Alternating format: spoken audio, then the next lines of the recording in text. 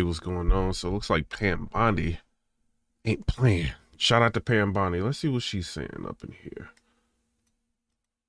I'm sorry we were a little bit late. I was in the West Wing swearing in Tulsi Gabbard, and so I just came straight back here. So thanks for being patient with us with the delay.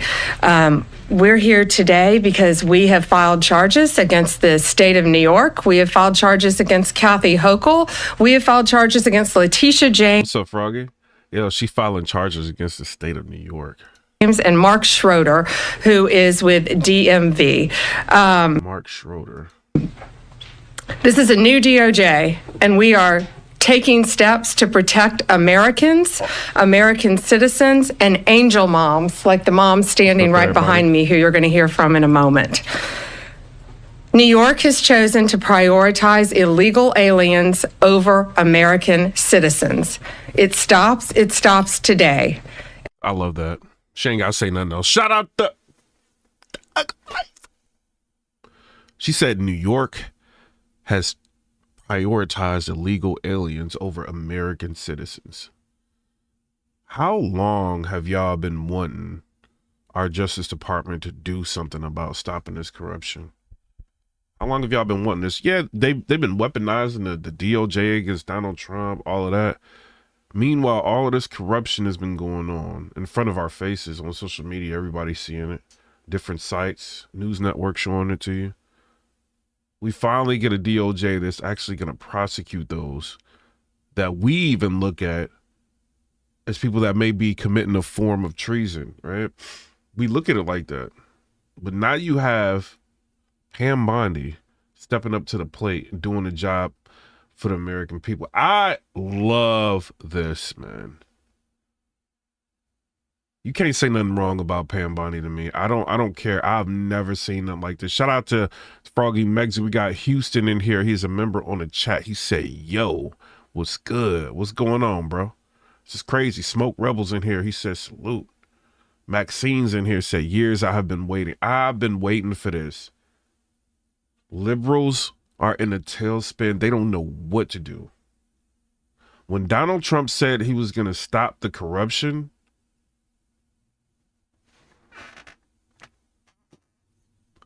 as far as his campaign promises, he only got one more to me. Like, I think he's done just about, he got two. He's done just about everything else he said he was going to do in less than a month. It's not even Valentine's Day yet. And almost everything that he said he's done. Now he's got Pam Bondi up on the podium. She talking reckless. She sworn in Tulsi Gabbard. I think that was fire. That's why she's late. And I love how she said that, like, oh, sorry, I'm late. I was actually doing something dope. I was swearing in Tulsi Gabbard. Nice. Nice. Shout out to Amazon Magazine. Appreciate you. As you know, we sued Illinois, and New York didn't listen. So now you're next.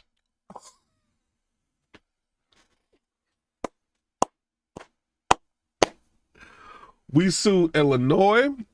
New York didn't listen. So now you next, dog.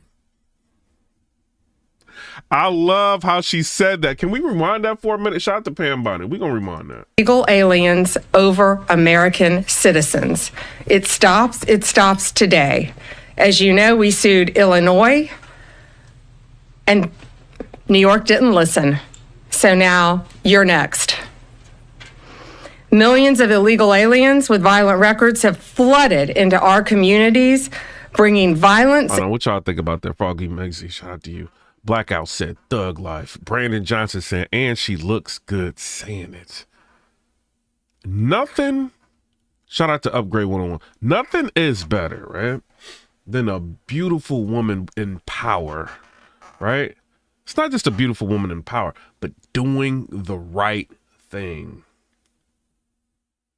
And Pam Bondi just showed, I'm going to get into this office and I'm going to be on the side of the American people trying to stop corruption. This is a career defining moment for her. Yeah, she did like really good when she was, I think in Florida. She was running things in Florida, right? And she had the Deepwater Horizon. She ended up, I think she was the the attorney that ended up getting Florida a bunch of money, you know, that they felt like they deserved over that situation. And it was like historic, right? Bunch of money. She ain't nothing to play with. So she goes over here and she's doing this attorney general job. And she's making noise. She's like, yo, we sued Illinois. They didn't want to, you know what I'm saying? You would think New York would listen. They didn't want to listen. We suing you now. Next. And you know them New York attorneys. I don't want to say nothing bad about y'all, but y'all kind of don't be getting all y'all evidence together. That whole Diddy situation, y'all have been having Diddy in jail for I don't know how long with little to no evidence. See how they roll. So Pam Bondi, I think, would eat them alive. I think they know what's up. They're going to have to play ball. Now this is like on a national level. Everybody's paying attention. The confidence. You know, she ain't going to bring no suit unless she knows what it is. Check this out. And New York didn't listen. So now you're next. Millions of illegal aliens with violent records have flooded into our communities, bringing violence and deadly drugs with them. With me today, I'm so proud to be joined by Tammy Nobles. Tammy is an angel mom. Her beautiful daughter, Kayla Hamilton, was murdered by an MS-13 member in 2022. Kayla had just turned 20 years old, and she was raped and murdered by someone who should not have been in our country. Yet, he was released. And the way she's saying it too, right? It's like she cares. That's what I'm getting. That's the effect I'm getting from Pam Bondi right now, talking about she's filing charges against New York officials over my immigration actions. She seems like she cares. Like this is bothering her. So I can't wait to see what she does with this. Shout out to her. Flown to Maryland, where he committed this violent murder. I just want you to hear from Tammy. Tammy represents not only herself and her family, but all of the great angel moms around this country who have suffered because of what the Biden administration did, and it is over. Because of what the Biden administration did, and it is over. I love how she said that. Thank you for having me here today and being able to share Kayla's story. I'm sorry, real quick. People saying that this administration don't care about the common man, American people. Them tax breaks that Trump is trying to do is a store for the middle class. So I don't know what y'all talking about. Those are common man tax breaks, in my opinion. Pam Bondi going up against New York and filing charges against New York for their immigration policies and what they've been doing, kind of being super lenient and not abiding by what Trump wants to do.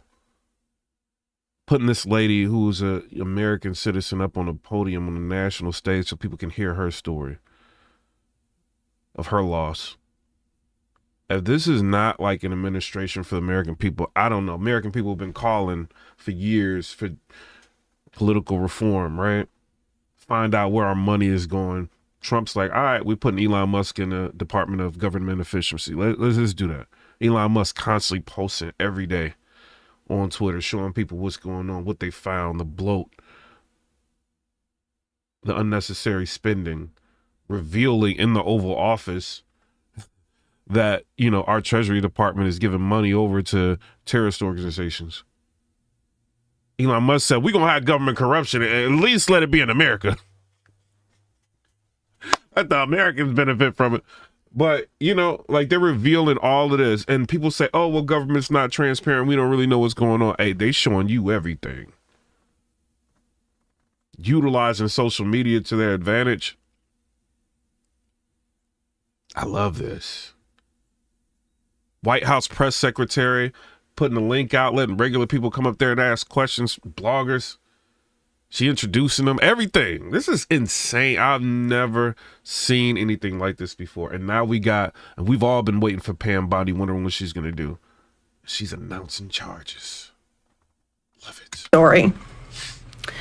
Her murderer was able to come across the border knowing that he was flagged as an MS-13 gang member, and he had a criminal record in 2020 in El Salvador for illicit gang activity.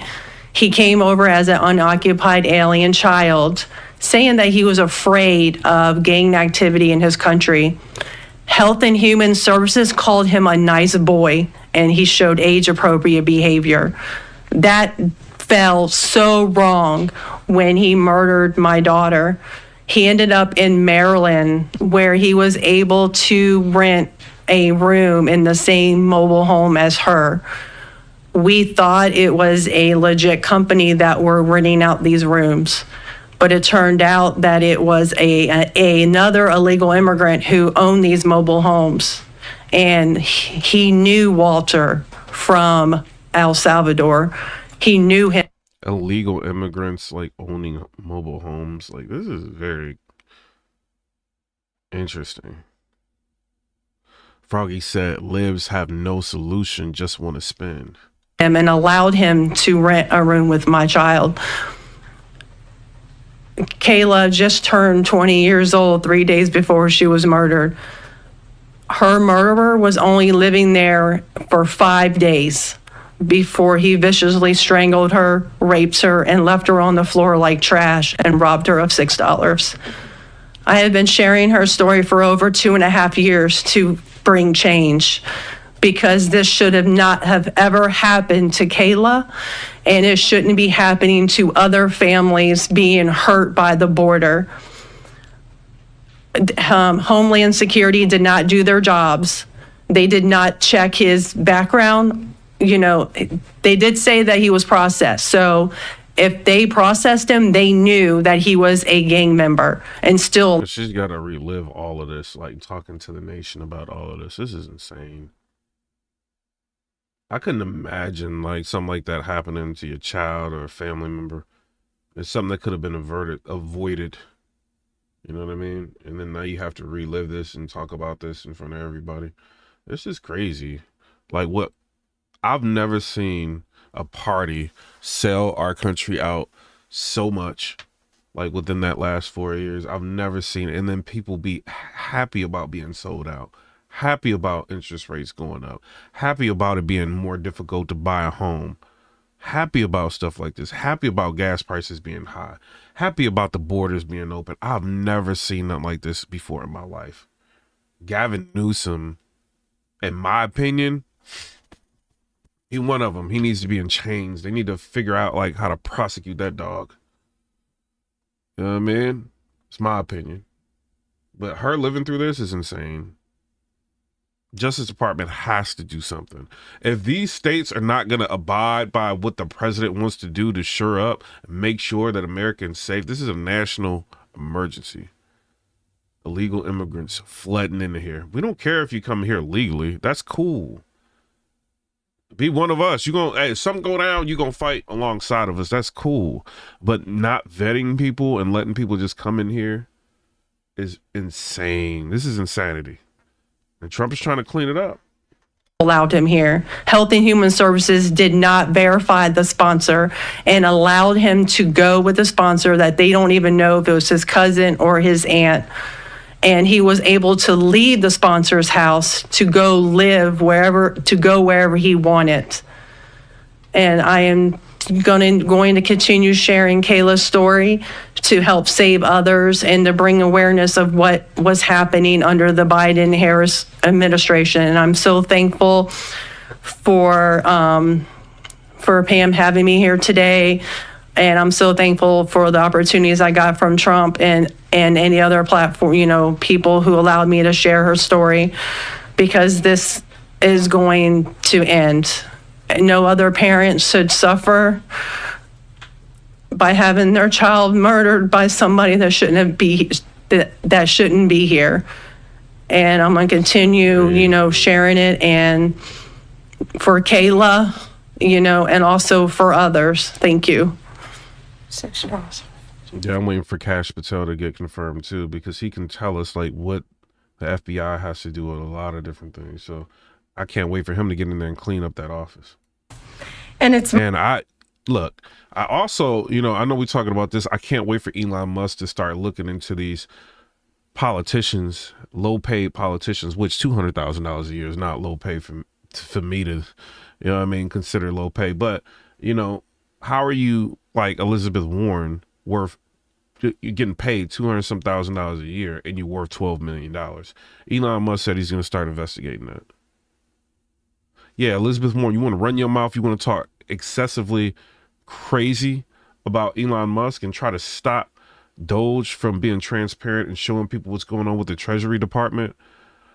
All right. You want to stop USAID from being dismantled, even though they're operating with impunity and spending American taxpayer money in ways that we don't want it spent.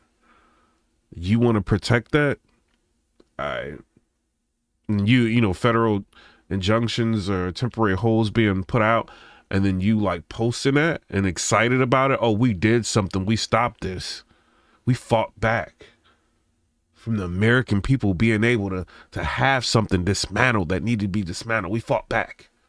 Like, who are you fighting back about? We read the comments. People are looking at you like you don't even know what's going on because you're so concerned about whoever's donating to your party.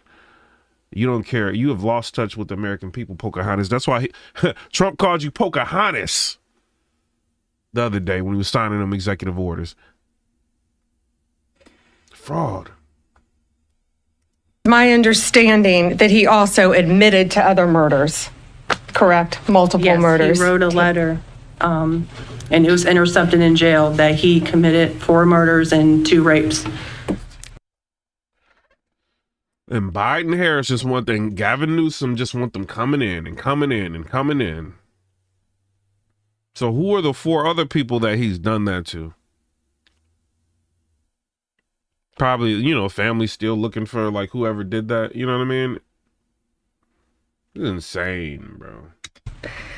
And that's who we were letting walk into our country. And that's why President Trump has directed this to stop.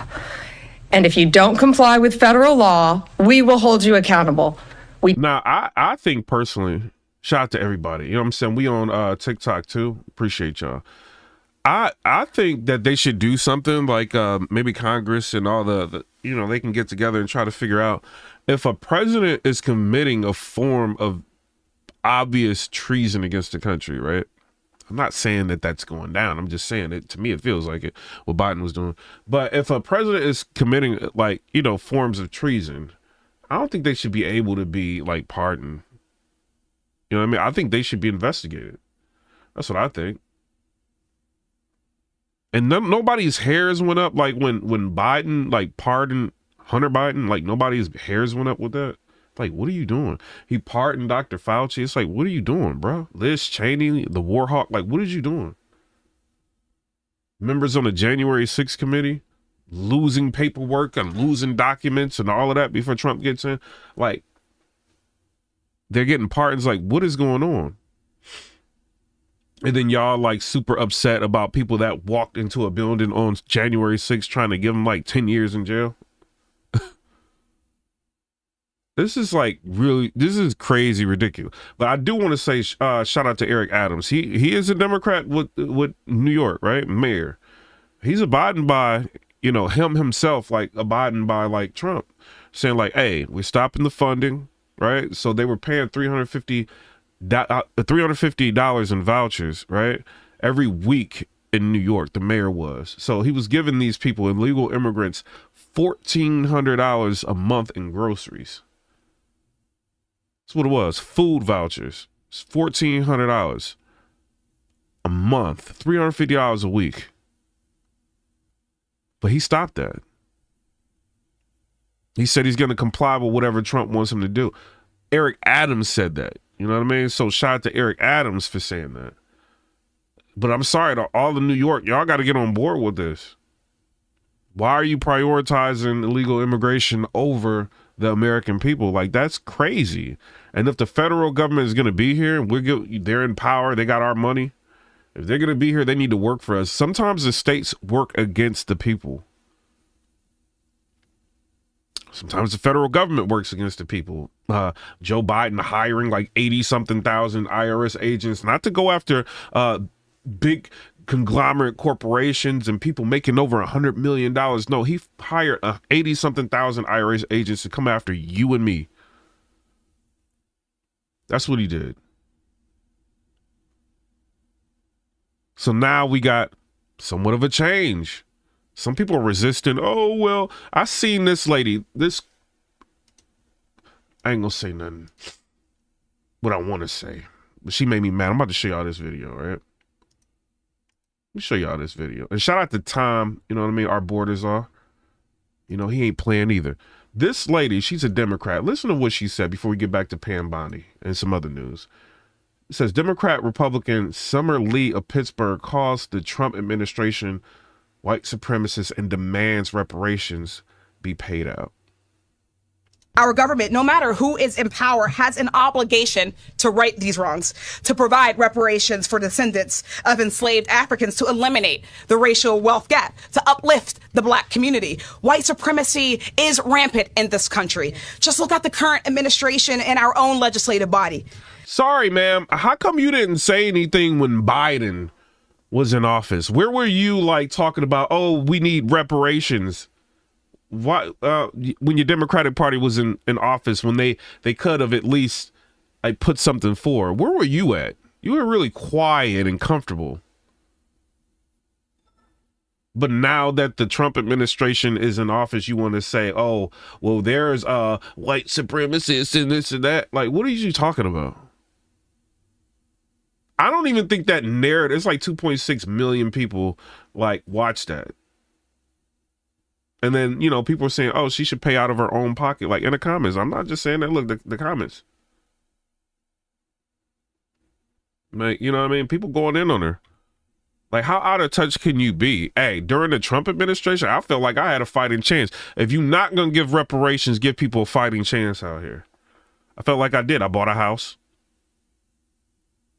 I made enough money. I got 2 Teslas. Thug life. I do.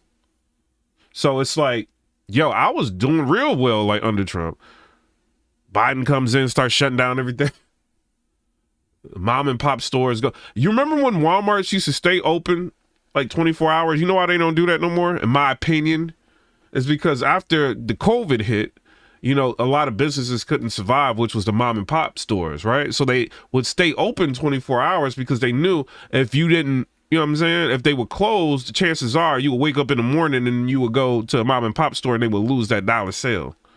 So they'd rather stay open for 24 hours because, you know, if it's late at night before work, you might, you know what I mean? Maybe 12, 1 o'clock, and you know you got to go get some, you just go get it from Walmart. So it was competition and made them stay open. Now that, you know, after COVID, everything ended up shutting down. They're like, we ain't gotta, you know, it's only really like Walmarts and Targets and stuff like that now. Big conglomerate companies, all right? So we ain't got to stay open 24 hours no more for these people. They'll say whatever. Oh, we did it to cut down on theft and all. Like, no. So, like, Biden came and messed up the mom and pop store, shut down the whole country for a whole year. But when Trump was in office, what did he tell you? Oh, take your hydrochloroquine, wear a mask. You know what I'm saying? Social distance. Be safe. Take your vitamin C. Right? Democrats wanted to shut down everything. Who are they helping doing that? How did that really... Now look at everybody. Walking around, no mask, like going back and forth to work. Then, you know, Biden came in, we all getting... You gotta get jabbed. Now you got rights, right? You can say, no, I don't want to do that. Right? Oh, it's against my religious beliefs or whatever. I don't want to do that. They're like, all right, we got the economy, dog. You do it or you ain't got a job. If you work in the medical industry. You see what I'm saying? Like, they were doing that. So you had to make a decision like, oh, well, do I want to be unemployed or do I want to, you know, pay my mortgage and pay for my cars and buy, you know, like they ruined everything. Where was this lady who's talking about reparations? Did she even criticize them during that time when interest rates reached like 8%? Where was she at? oh, reparations for like, come on, like y'all have been singing this song and dance for years and we tired of it. That's why people like me are tired of it. I didn't care what happened. I got so tired of them. I'm like, we riding with Trump all the way. Oh, well, Trump's a felon. I'm riding with the felon all the way. I'm tired of y'all lying. I'm tired of y'all manipulating. I'm tired of y'all conspiring against, you know what I mean? Like the people with this illogical rhetoric that's going on. This is 2025. People always say, oh, well, the Republicans, white supremacists, race bait. Y'all been race baiting for years. With the help of Al Sharpton. For years. Miss Waters. For years. And we're tired of hearing about it. You get to a point where America starts getting better. And here they come again. Screaming and yelling, reparations and reparations. Then y'all pay it. It's ridiculous. But yeah, she annoyed me today, so I wanted to show y'all that. We're going to get back to Pam Bondi, the GOAT Attorney General. Shout out to We did it to Illinois. Strike one. Strike two is New York. And if you are a state not complying with federal law, you're next. Get ready. Thug life. If you are a state not complying with federal law, get ready. Love it. I love it. And the great men and women of law enforcement are standing behind me today. We have FBI, DEA, ATF agents. They put their lives on the line every single day to protect us. And what New York has, they have green light laws, meaning they're giving a green light to any illegal alien in New York where law enforcement officers cannot check their identity if they pull them over. Law enforcement officers do not have access to their background.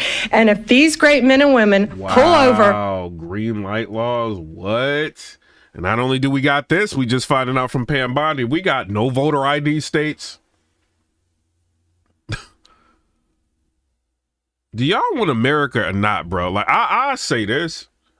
I traveled to, and I'm going to Japan in May, right? Traveled to a lot of places. Switzerland. I always say that. You know, Zurich, Switzerland, Geneva, Switzerland, Italy, Lake Como, Italy. You know what I'm saying? Genoa, Italy. I've been Milan. I've been to a lot of different places, right? Mexico, Progreso, Cozumel. I know a lot of places. London. What I find, America gets a lot of things wrong, right? Healthcare and some aspects, right? But we get a lot of things right, right? There's a lot of things we get right. Oh, well, American infrastructure is terrible and blah. When I went to Jamaica, if you want to talk about infrastructure problems, go to Mexico and go to Jamaica. Go there. And then come back to America and tell me we got bad infrastructure. When I came back, yeah, the beaches are amazing in some of these countries. But when you come back to America and you see how nice everything is, like compared to a lot of those places, people feel like they live in indigenous. All right? Deprived of a lot. You know what I'm saying? Potholes as big as your car. And we talk about American infrastructure. Yeah, we got problems some places, but hey, there's a lot of beautiful, amazing places in America. You figure out or you realize we get a lot of things right. So, like, what do y'all want? Y'all want this to be like a truly, like, third, fourth world country? You want to just, like, get rid of the government at hand? Yeah, I mean, I don't like being taxed or whatever, but when you leave and you come back, you understand, like, yeah, they misappropriate, yeah, like, and they go figure out what's going on with those in the Department of Government Efficiency. But the local governments and stuff, you see a lot of times they do put money back into the roads and, you know what I'm saying, and some city streets and stuff like that, and they may take some federal funds or whatever and fix, like, some highways. Some places got some nice highways, is what it is, right? But y'all just, you know, watching the Democrats open up the borders, allowing people to come in here and infiltrate our government, no voter ID. They just go in there and vote. And then people are coming forward who worked during like those times at elections saying that they would get in trouble if they asked people for their ID. That is insane. So we as Americans, we got to pay taxes. We got to do all of this, right? And we may live in states that have ID laws, right? But then no voter ID laws exist. Like, what? How does that make sense? You don't know who is voting. It's crazy. And if I'm coming into another country, hey, they letting us come in here, bringing my whole family in there. I could vote. Oh, they really done lost their mind. All right, we bring the whole family over here. We're going to figure out how to vote. We're going to go. We're going to look for an address. We're going to see an address. We're going to write it down. We're going to go to California. We're going to start voting. Infiltrate this government. They ain't got nothing on lock. They're just letting us over here. This got to stop. In my opinion, it's got to stop. It ain't just like people thinking like, oh, it's people that commit no crime. First of all, you come here illegally. That's a crime. Right? We got laws. That is a crime. You are over here illegally. You start off a criminal. In my opinion. Well, not everybody is drug traffickers. Yeah, not everybody is drug traffickers, but you came over here illegally. You a criminal. Thug life. What's the point of laws if they're not going to be abided by? So yeah, if the states are assisting with continuing to have us sold out, Pam Bondi, do your job. Law enforcement officers do not have access to their background. And if these great men and women pull over someone and don't have access to their background, they have no idea. They can pull you over if you... They can pull you over, right? What Pam Bondi is saying. They can pull you over if you are, like, let's say you illegal, right? You here. They pull you over and they don't know who they're dealing with because they don't have access to your information. That's insane. That is literally insane. So first of all, the community is at risk because we don't know who this person is. Second of all, the police officer or FBI, whoever is pulling this person over, they don't know who they're dealing with. And you all seem like traffic stops that can go wrong on YouTube, Facebook, all of that. Stuff goes wrong. Not everything goes right. You see what I'm saying?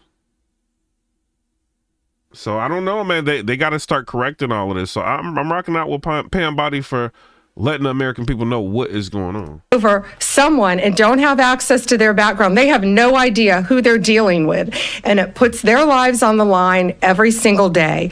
Violent criminals, gang members, drug traffickers, human smugglers will no longer terrorize the American people. And that is why we are here today. You will be held accountable if you do not follow federal law. It's over, it ends, and we're coming after you. Questions? We have time for a few questions. David Spine with Fox News. Madam Attorney General, thank you and welcome to the Justice Department. Thank you. I have a quick on-topic and a quick off-topic question. On topic, in your executive order or in your orders on the first day you were here, you talked about working with the Justice Department or these sanctuary cities, as you say, will be punished.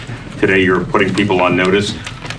Right now, we're just lawsuits. Is this going to go further? What kind of punishment are we talking about? Is there any grounds to charge individuals, charge politicians? How far is this going to go? Well, we're going to see what they do next, David. We have sued them all. We've personally sued the governor, the attorney general, Letitia James, and Mark Schroeder. She said we sued the governor. Whoa. With DMV because he has the green light laws. So what they have to do, they have to start complying. There's a lot of people here. If y'all can like double tap the screen, I know this ain't really the right time to be going live. You know, people are still at work and stuff like that. So as many views I have like on YouTube, I appreciate y'all. You know what I mean? But if y'all can double tap the screen, you know, the comment section has been rolling. You know what I mean? That's been helping. But double tap the screen if y'all can, and also hit the emojis. I can see y'all. Federal law. If they don't, we're going to appeal it and we will win. They have to comply with federal law. Did you have a second? And people in the chat, I understand, like, you know, the people that I normally talk to, hip hop and stuff like that, a lot of y'all are like Democrats, you know, so if I'm saying something, You can get emotional, you know what I mean? Because it's triggering. You know, you may feel like, okay, well, this ain't what I've been taught to believe all my life. Or, you know, you can say your opinion. That's fine. You know what I'm saying?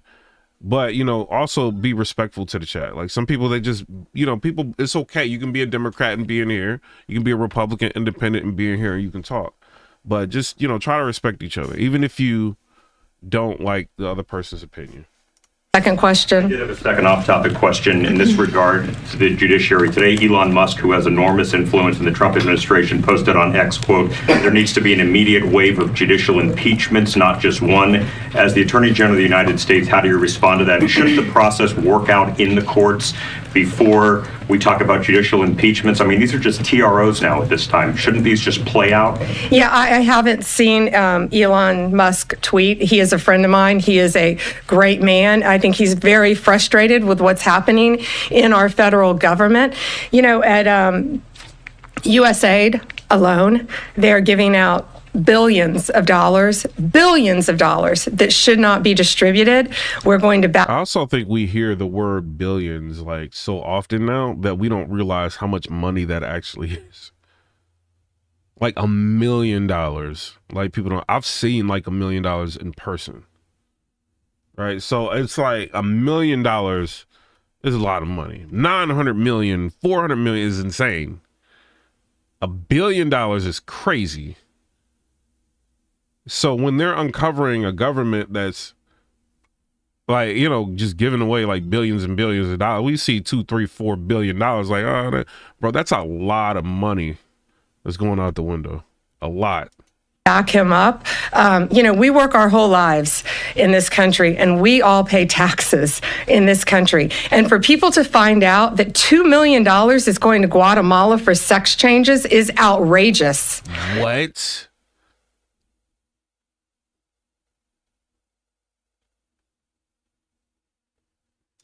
And we're going to back up Elon Musk every way we can.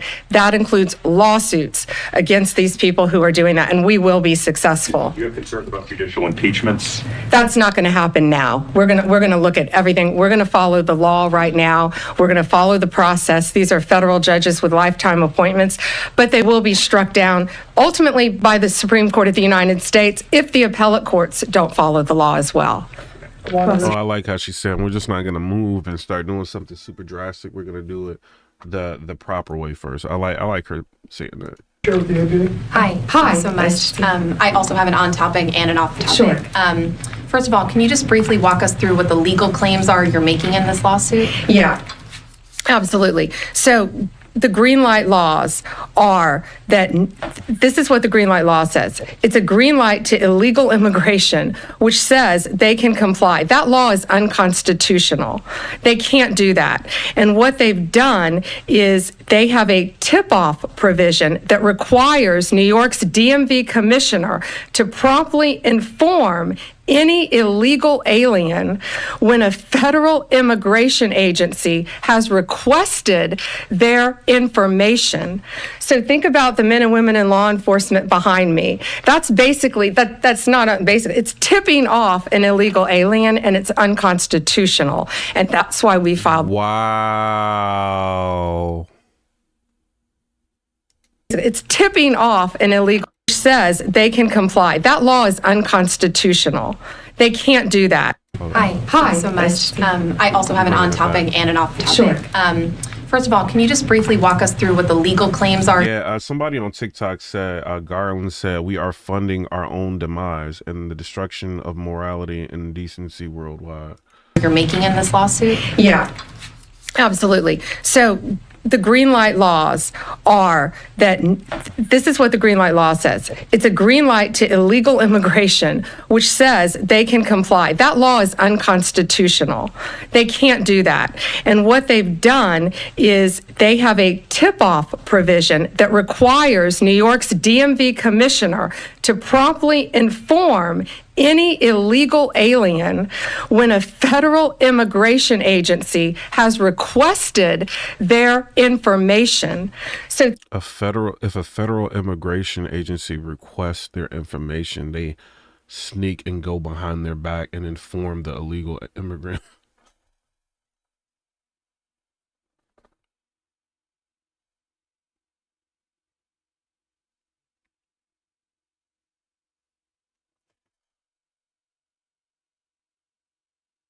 Pam Bondi, tell me our government's not doing that. Think about the men and women in law enforcement behind me. That's basically, that's not basic. It's tipping off an illegal alien, and it's unconstitutional. And that's why we filed this lawsuit. And that's why we charge Mark Schroeder too, because he runs DMV.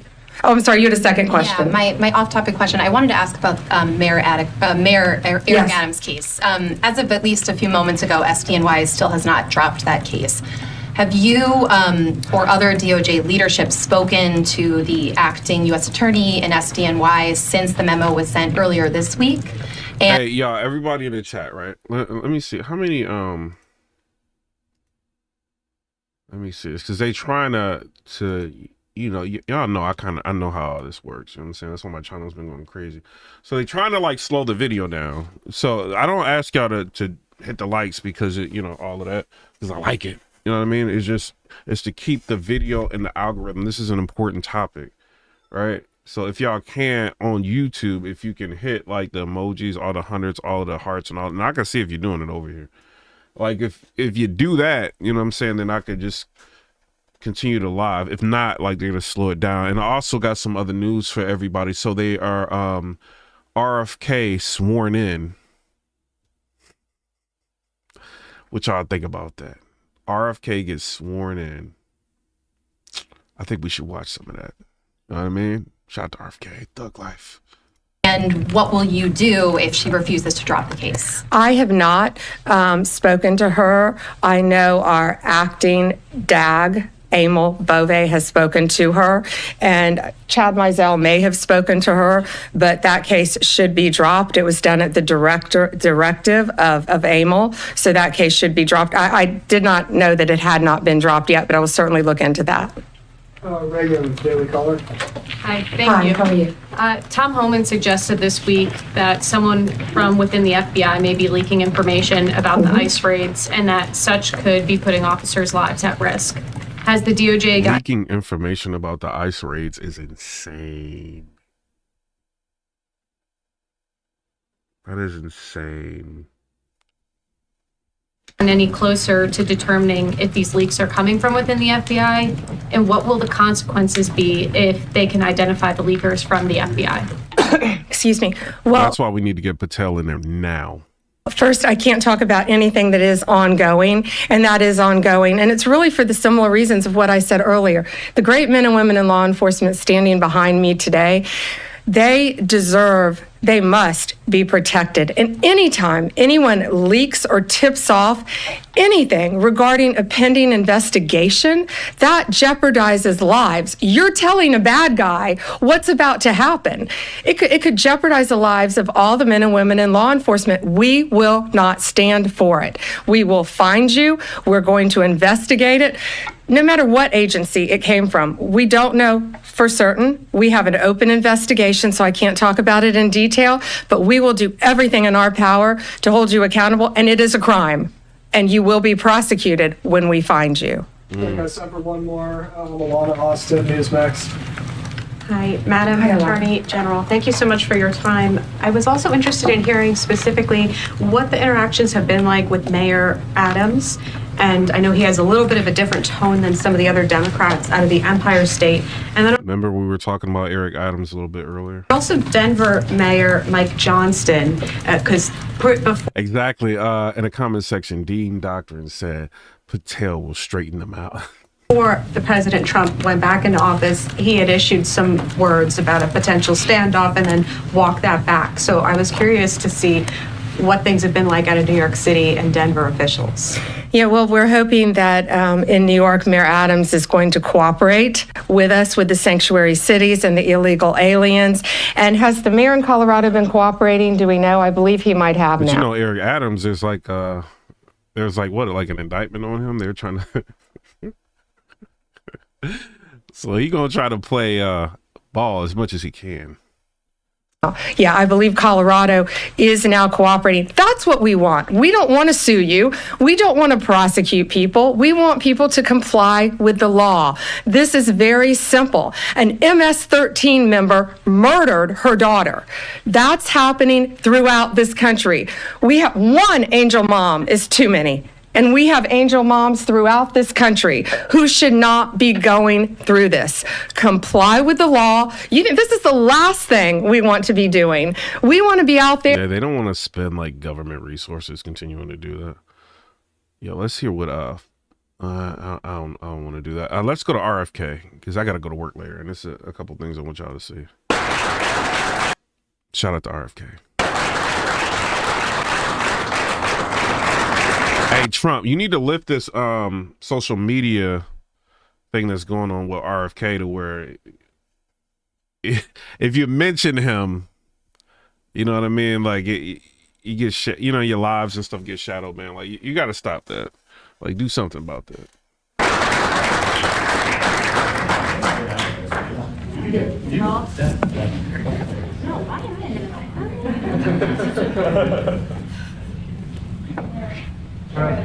Get the kids in there. RFK Jr. sworn in as America's health secretary.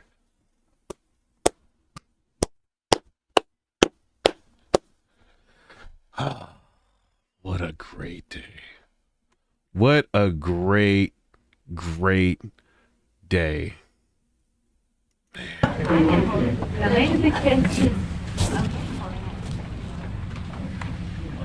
And shout out to the Wet Foundation for sharing the live. Appreciate you. Great day. RFK. Over here, please.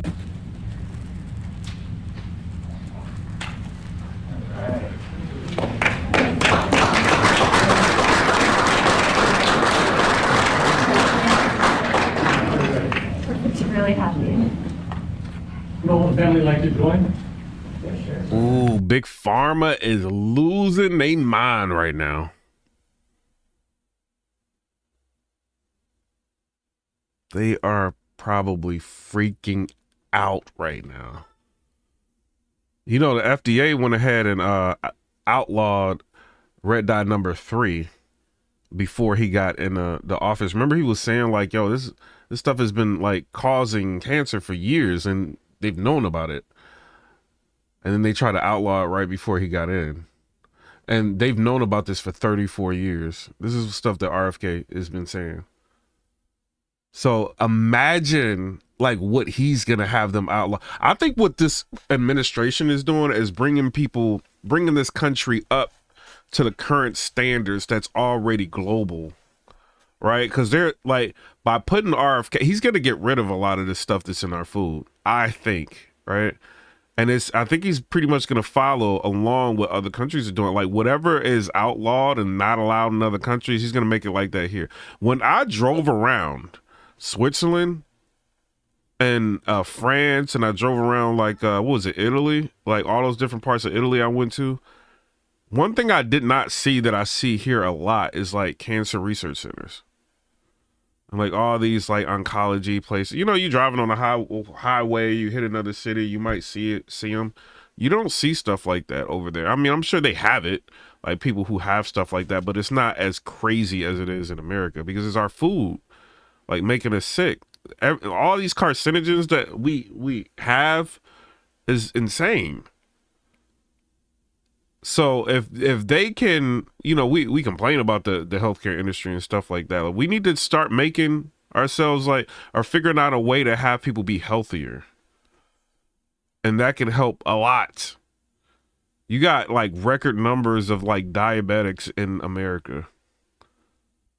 Like all of this stuff is on our food. Like look at a soda.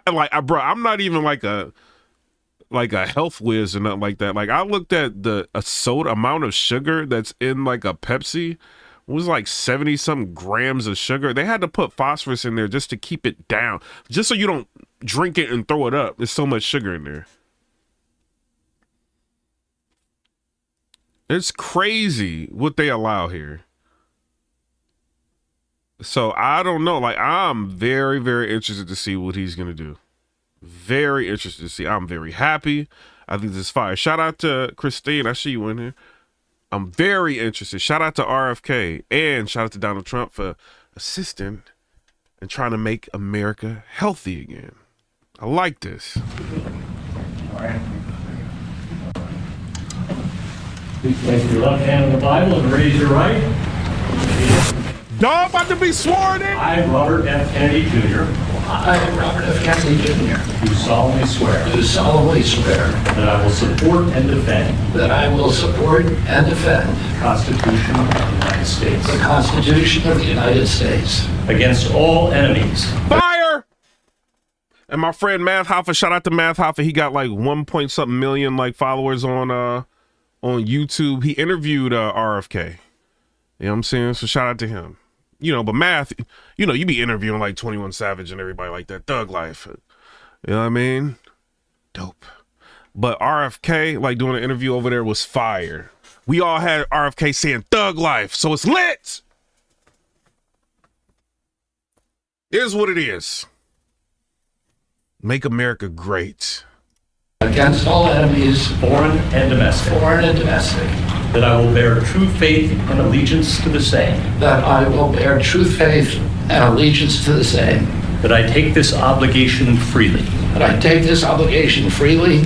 Without any mental reservation. Without any mental reservation. Or purpose of... Shout out to L. Chingen. Shout out to you with the $20 donation. He said, Don Trump said hello to you. Good sir. Shout out to you, bro.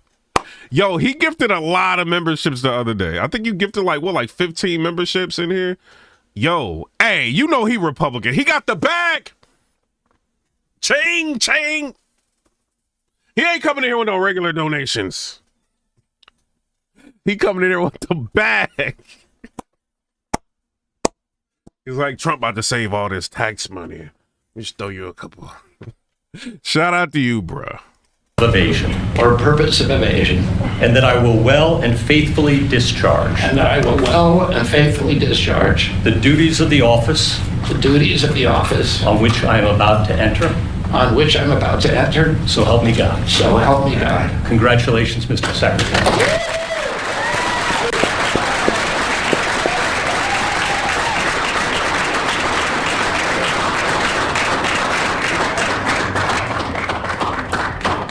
They tried everything they could to talk down on him. Remember when he went in front of, it was like a free speech, like he's talking to the members, right? And they were trying to make him out to be a delusional wacko. He stood his ground. You know what I mean? Like, he has been fighting for America for, I don't know, like, bruh, like his whole life. You know, and it's interesting to see him now in line with the Republican Party. It's interesting. So he's on the right side of history, in my opinion. Shout out to him. And Trump is going to do him a solid and is going to release the RFK files with the Martin Luther King files. So nice. I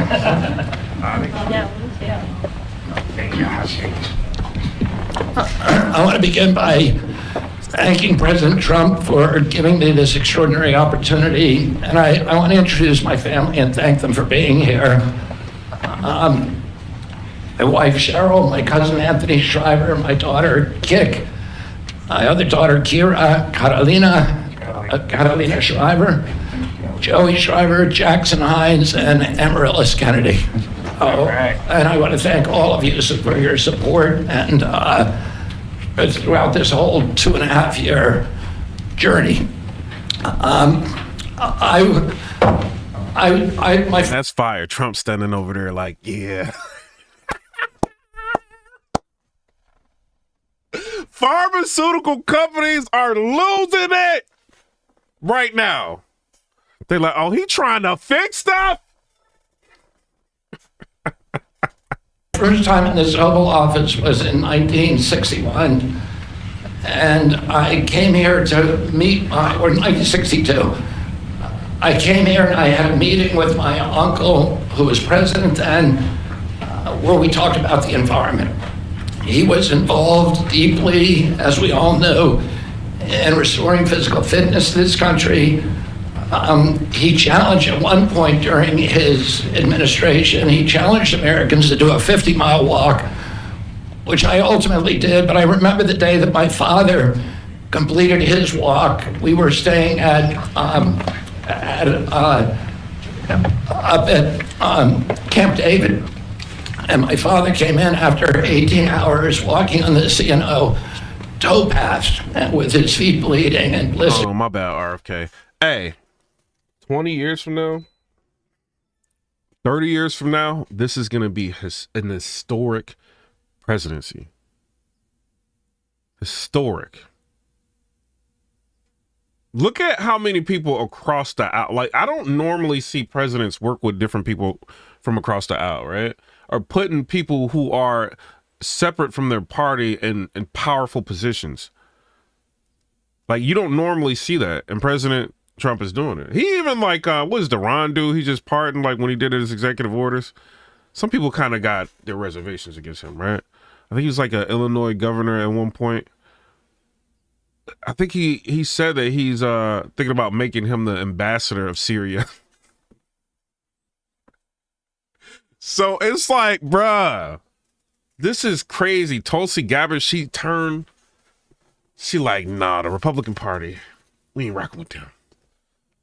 Putting her in a position. She just got sworn in by Pam Bondi. This is interesting, bruh. You can't, like, so let's just say JD Vance ends up running, right? If they do everything I think they're gonna do, which is a clean sweep and cleaning up America, right? Elon Musk is involved, Vivek is involved, Department of Government Efficiency. They're showing there for the people, like the people who are living in tents in North Carolina, they're putting them up in furnished apartments. They're making Gavin Newsom open up the water in California, something that California's been, wanting them to do for years, right? But if they wanted the federal funding, they had to listen to Trump. So Gavin Newsom opened up the water. So this is historic.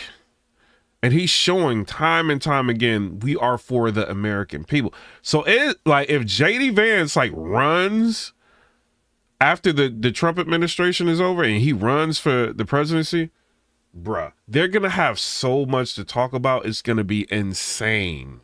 Right now, what I would do, my strategy, I'm Trump, I'm running, I'm hitting the ground running, I'm going crazy, right? Like Trump is doing right now. After this, I would say maybe the closing in on the 4th year, right? You start putting more and more light on JD Vance. JD Vance is involved in this and he's involved in this and we did this and he's involved in this. Because he's still got money left over from his campaign. So he can run ads or do whatever he wants. Or maybe just do earned media like he did with he went on Valuetainment, he went on different things. He said earned media, if I feel like you've been supportive of the party or you've been on the right side, you haven't just been slandering whatever, you get interviewed, fire, right? He even did one with Aiden Ross. So if he starts a media run or something and bigging up JD Vance, and I'm gonna be right by JD Vance's side or something, bruh, ain't no way they're gonna lose the next election with a dude that had already completed all but, to me all but 2 campaign promises. There's no way they can lose. I don't think they can lose, bro. And the Democratic Party, remember we reacted to a video yesterday where you had the Democrats said we have no leverage. They have a trifecta. They've got the House of Representatives, Senate, and Congress. What can we do? We have no leverage anymore. We've got to restructure our party. And when you have Democrats saying stuff like that, bruh, you're effective. And the only thing they can say to him now is okay, well, the price of food hasn't gone down. Bro, it's been a month, not even a month. Give him time. Then he addressed that, right? And Elon Musk he addressed it with the Brett Baer interview. When he did an interview with Brett Baer asked him the question. He's like, yo, families want to know when the price of eggs and stuff is going down. And he's like, yo, we got to try to figure out ways to save the government money. We're going to get to that, right? Elon Musk ends up in the Oval Office, right? He had X on him or whatever. You know what I'm saying? He ends up in the Oval Office. He talks and he's asked about, how can they lower interest rates and all of that, right? And Elon Musk is we're doing it the old-fashioned way. They're not doing what Ben Bernanke did when he was the head of the Federal Reserve with quantitative easing and all of that. They're not doing that, no. And Jerome Powell, to get him to play ball is going to be very difficult, right? So Elon Musk said, we're doing it the old-fashioned way. We're going to save money. That's what the Department of Government Efficiency is doing. So if you don't start saving money now and you keep operating hold on. I'm on Twitter right now. There you go.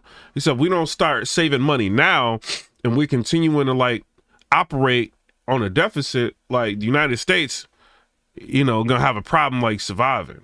But if we can get everything in line and by next year we're operating, we saving like $1 trillion. This is what Elon Musk said, right? We save like $1 trillion here, money there.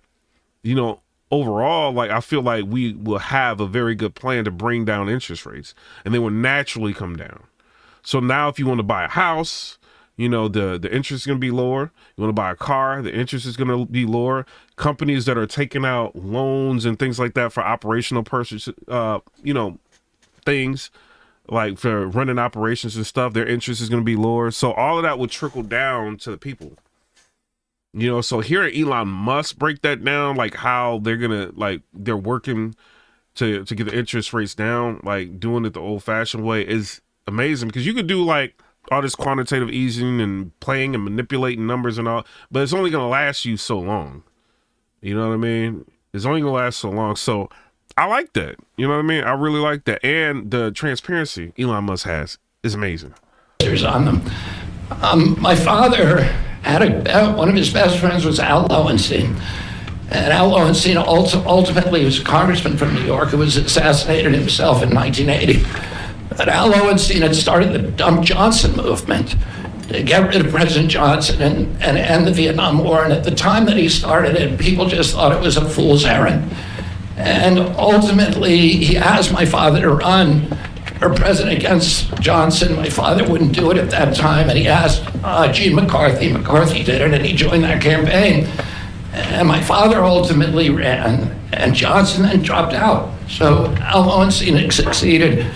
And although Al Lowenstein was on the other side now, running against my father with Gene McCarthy, my father wrote him a note, a quote from Emerson, where he said, if a single man plant himself firmly on his own ideal and there abide, the whole wide world will come around to him.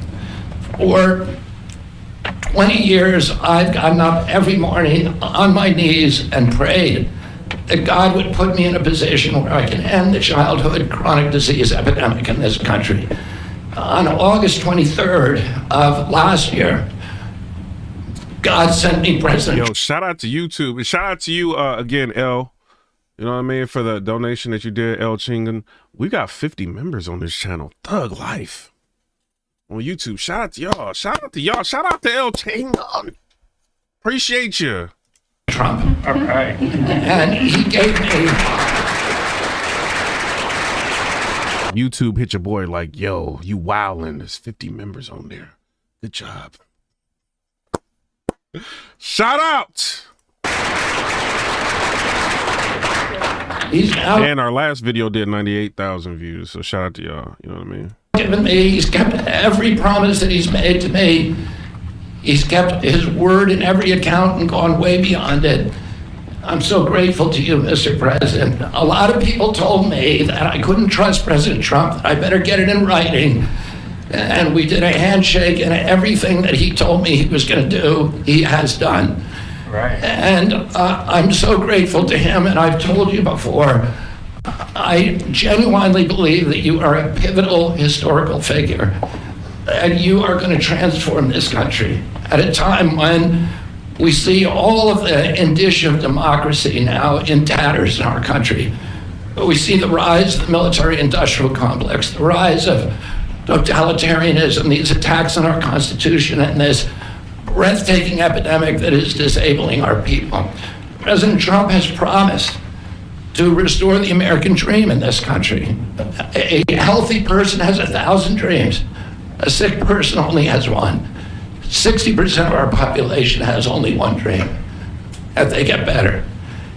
President Trump has promised that he's going to restore America's strength. But we can't be a strong nation if we have a weak citizenry.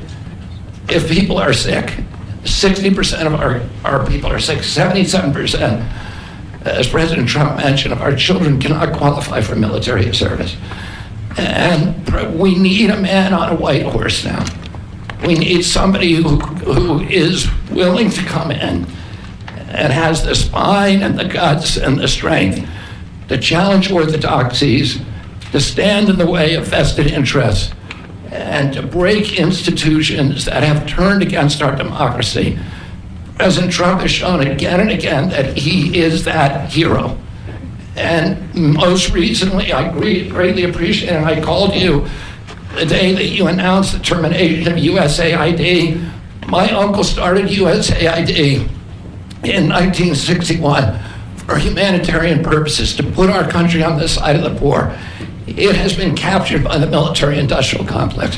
It has become a sinister propagator of totalitarianism and war across the globe. And very few people understand how sinister this agency really is. And President Trump saw that, and he stood up to it with a masterstroke. And we want to do the same thing with the institutions that are stealing the health of our children. We need a revolutionary figure, and you are that figure, and I'm very grateful for you for giving me this opportunity. I mean, I don't care what y'all say. He is a revolutionary figure. Trump. The dog. I want to recognize some of the allies that I've had in this battle for a long time. Senator Rand Paul, Senator Ron Johnson, Senator Roger Marshall, Marjorie Taylor Greene, and Buddy Carter, who've all been champions of the MAHA agenda before I even came along. And I'm very grateful for you for standing strong. Thank you very much, President.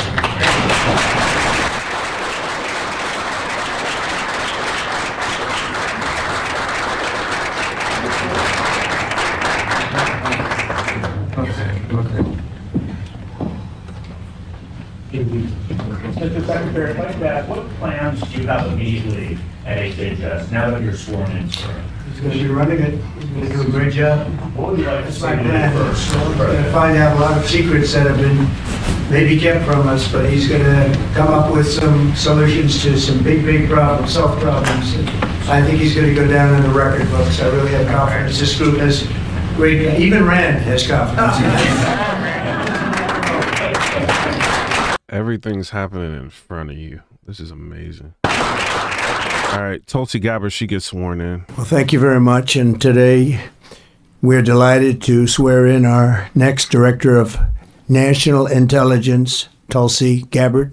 Most of you know Tulsi. She's a fantastic woman. Tulsi. Shout out to you, Natasha. She said, we are grateful for you. Appreciate you. I want to just congratulate you, your husband, Abraham, your sister, and all of your friends. A lot of friends here. You have a lot of friends. I noticed that, huh? I'm grateful. They were all fighting for you. It worked out very well. Tulsi Gabbard's an American of extraordinary courage and exceptional patriotism.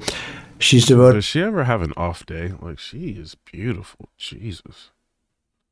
Her entire life to public service, and I've watched her for years on different shows and everything. I said, she's a woman of great common sense, and we like the common sense. It's a word that's being used a lot. I think we started it in terms of politics, but it's a word that's used a lot. It's usually pretty effective too, and you really are. I've watched you even on Larry King. You're very young. We got more channel members. We got 57 channel members. Shout out to you. I don't know how you were Larry King, but you're very young. But you were, and you always had the situation covered properly. At 21 years old, Tulsi became the youngest woman ever elected to the Hawaii State Legislature. After 9/11, she joined the Hawaii Army National Guard and deployed. Civil Discourse said, I love everyone he has picked. They are all fighters. Yeah, he did a really good job. And then G2 Green say, proud of you for showing growth. Well, shout out to you, man. Abroad 3 times and highly respected by everybody. So many people writing in letters saying she was so exceptional even then. I think she did pretty decent. The only one I think when she went up for confirmation was Colleen. I think the lady's name was Colleen. She gave Tulsi Gabbard a little work. She asked some tough questions, though. I ain't gonna even hold to it. You know what I'm saying? Tulsi Gabbard was looking at Colleen like. But other than that, Tulsi Gabbard, she did her job. She had the all white She's looking like an angel up in there. She continues to serve as a lieutenant colonel in the U.S. Army Reserve, and Tulsi also served 4 terms in the United States House of Representatives, where she was a member of the House Armed Services Committee. She is a former vice chair of the National Democratic Party. Can you believe that? And here she is. That's very nice. We have a few of them. But she was never a Democrat. She was, at heart, she was a Republican. I watched her, and was a 2020 Democrat candidate for president of the United States. It's not easy, right? It's not so easy. People think it's easy. It's not easy. Throughout her service, Tulsi has always distinguished herself as a leader of the highest caliber. Hold up. Before this, what is this lady Waters talking about? So Maxine Waters said the quiet part out loud. We do not know what they have on us, our bank accounts, all of our privacy. That's what it is. The people of this country are being violated because all of our privacy is being taken up by Elon Musk and Trump, and we don't know what all they have on us, our bank accounts. All of our privacy is being taken up by Elon Musk and Trump, and we don't know what all they have on us. And we don't know the people of the... Yo, I cannot believe she just said that. And we don't know what all they have on us. Like, is she wild? Like, bruh. Shout out to Music Junkies podcast. He became a member on the channel. Thug Life. Wait a minute. Shout out. 58 members. It's lit. Appreciate y'all. Yo, Miss Waters is wild. Yes. OG, I see you in the comments. You hear what she said it.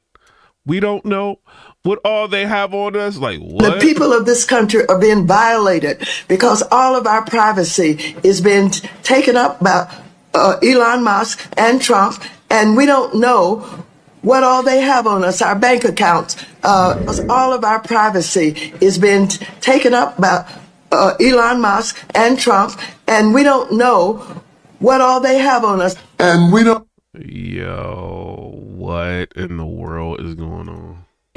She's earned the respect and admiration and love of Americans on both sides of the aisle as her profound commitment to the values that keep us free, and she really does have those values as much as anybody. In recent years, Tulsi has been a courageous and often lonely voice speaking out against radical left's attacks on free speech and the dangers of an unelected deep state. And I have to say she was very, very strong for me when I was going through all of the fake news and all of the problems that we had with some very sick people. She was always out there. Before I really knew her as well, she was out there defending me, so I appreciated that, Tulsi. But the threat of a warmongering military-industrial complex and the weaponization of government and governmental people that go out and persecute, they like to persecute people that are innocent.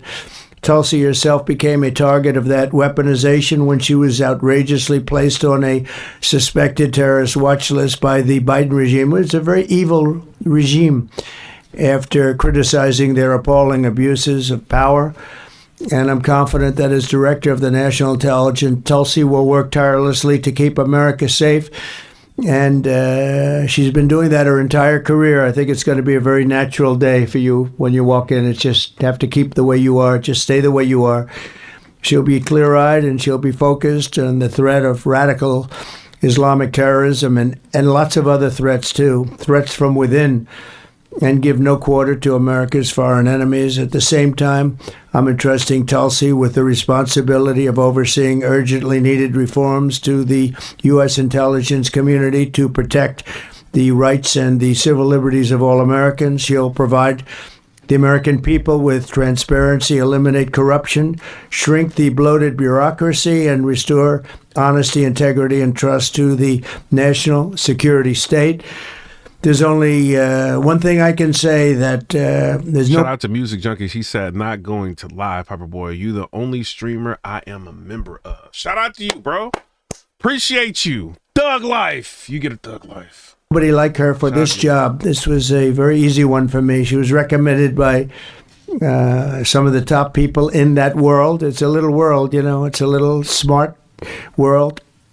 it sometimes can be an evil world when the wrong people are there, but we have the right one. She's set so many great recommendations. I would say Pam was right up there with her, Pam Bondi. She had a lot. I didn't need, I know. All right, so let's get into some mess. All right, so we got all the confirmations out the way. I think they about to start the Patel stuff, but let's go into this. Pierce Morgan, shout out to Pierce Morgan. If all of the hostages aren't returned by Saturday at 12 o'clock, all hell is going to break out. If all the hostages are not returned by Saturday at 12 o'clock, it's on.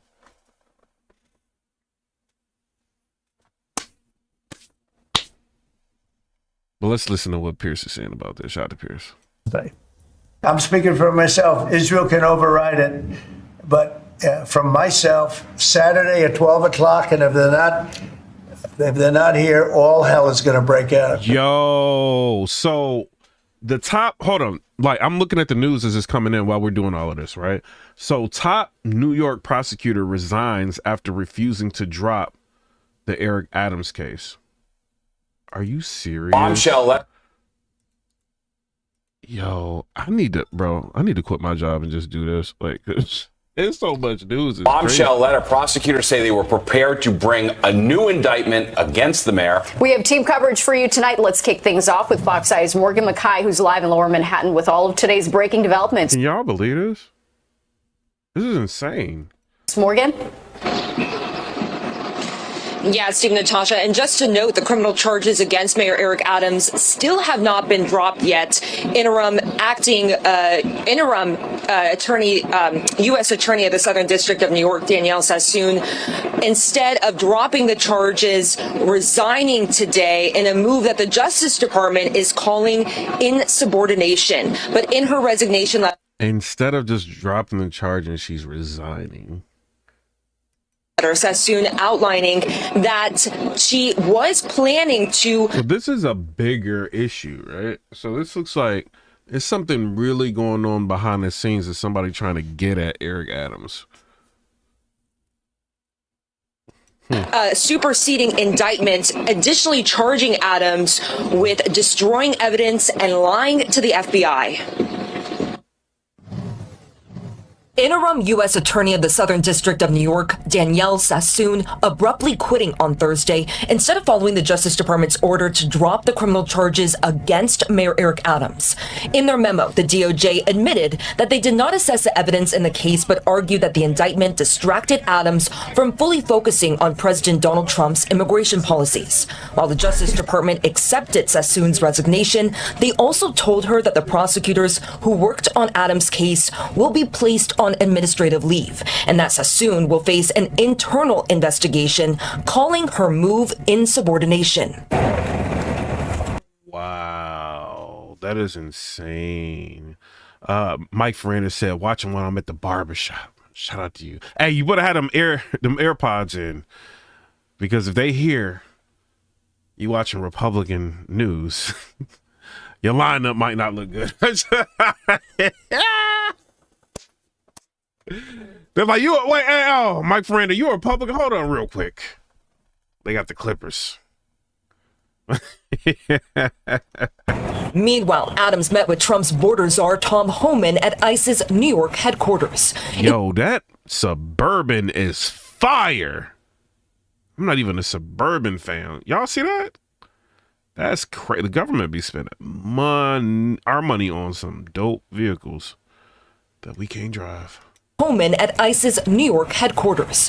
It was Adams' second meeting with Homan, who reportedly wants to see Adams take more action on immigration, according to a group of council members who met with Homan separately. The mayor has to make good on some of his promises. We gotta change this title, bro. It's too much going on. Hold up. Okay, we changing this title. It's too much going on.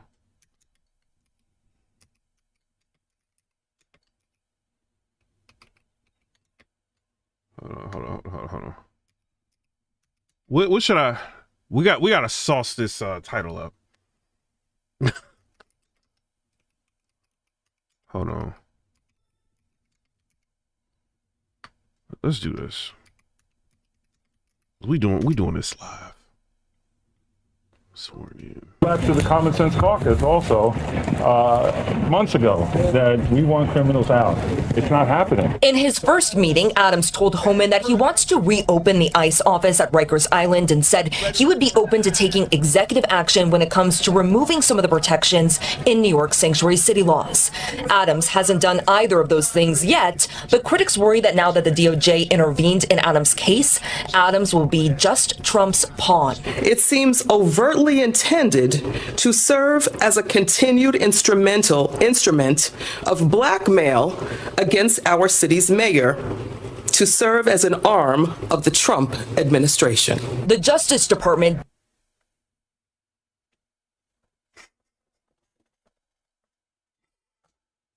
Eric Adams is Eric Adams, you on our side now. I don't want to say nothing bad about you. You know what I'm saying? But Eric Adams trying to save himself. You know what I'm saying?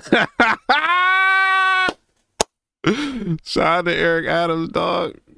He said he trying to serve as an arm of the Trump administration.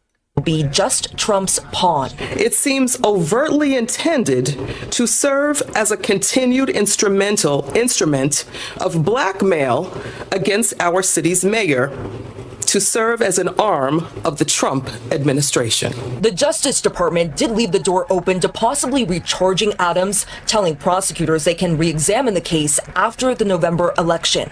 House Minority Leader Hakeem Jeffries, who hasn't really weighed in so far on the charges facing Adams, changed his tone. It is the intention of the Trump administration to keep the current mayor on a short leash. How the mayor responds to the White House's intentions is going to determine a lot.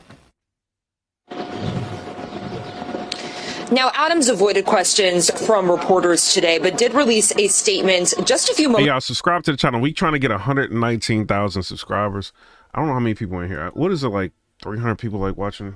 Something like that. We got 40,000 views already on the video. Shout out to y'all. I just changed the title so we can sauce this up. 358 like watching concurrently. Shout out to y'all. Moments ago on his meeting with Homan, saying that he plans to use his executive power to put Yeah, exactly. Long Gang Records Productions in the comments said on a short leash is crazy. ICE agents back on Rikers Island. Reporting live. So that's very interesting. You know, it's a news update for y'all.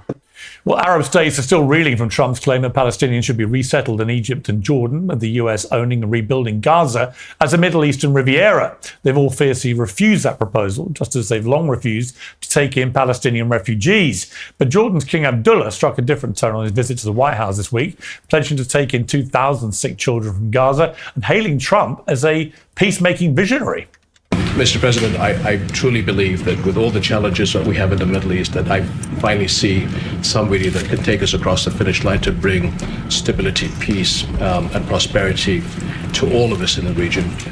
So is Trump successfully bluffing to get deals done and then claim credit for a ceasefire reprieve, or is he running the reckless risk of eventually needing a bite to match his bark? Well, joining me to debate all this is Cenk Uygur, the host and founder of The Young Turks, the commentator and author Batia Ungar Sargon, Dave Smith, host of Part of the Problem, and the actor and commentator Dean Cain. Well, welcome to all of you. Shout out to Dean Cain.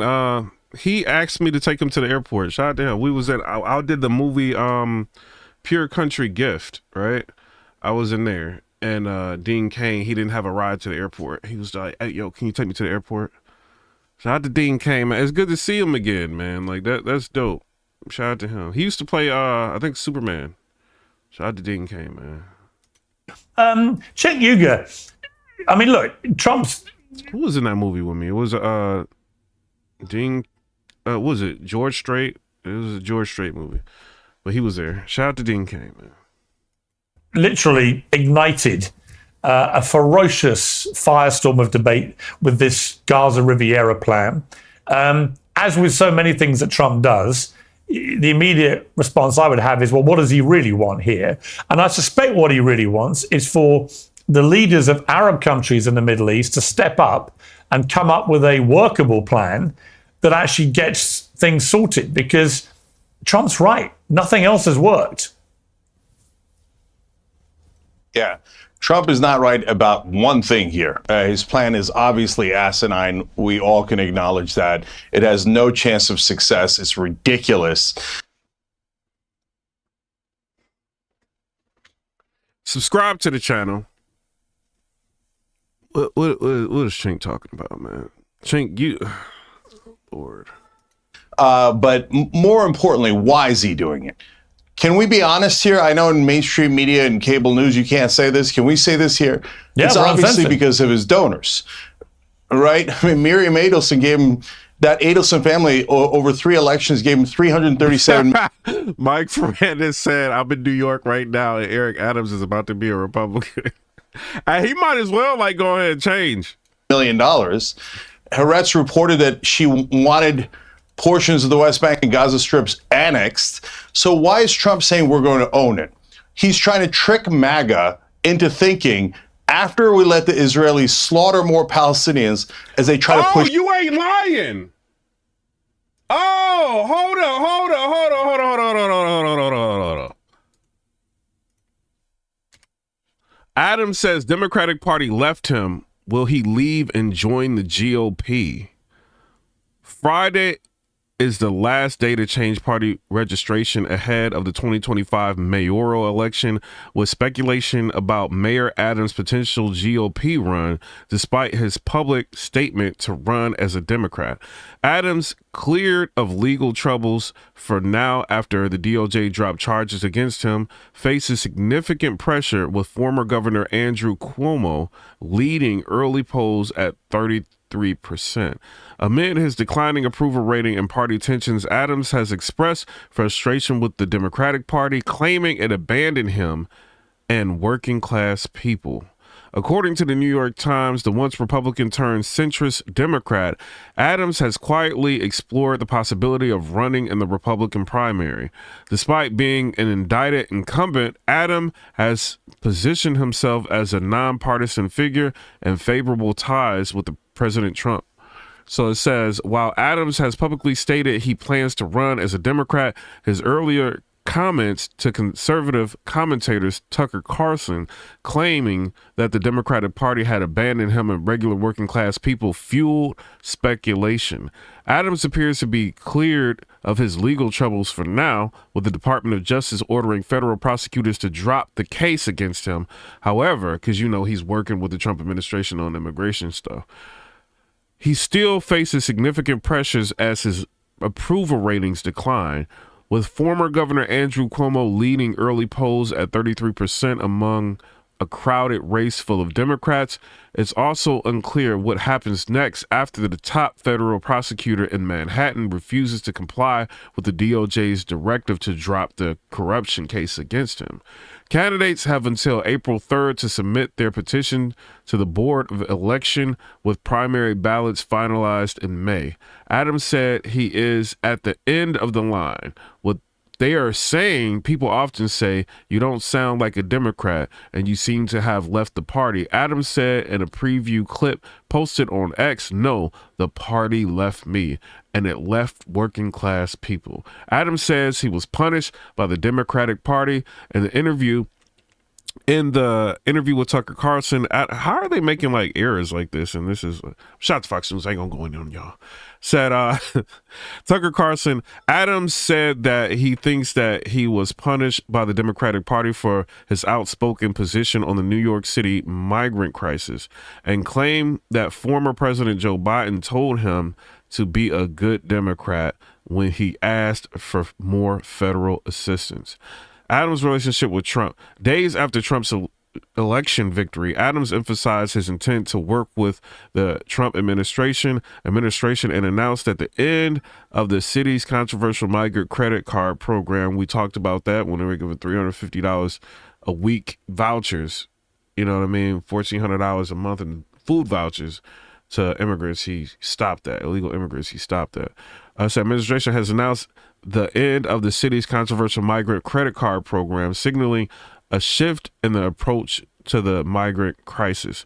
In a statement to Fox 5 New York, the mayor office said that the decision was unrelated to the election, noting that the rollback of assistance was driven by a decrease in need.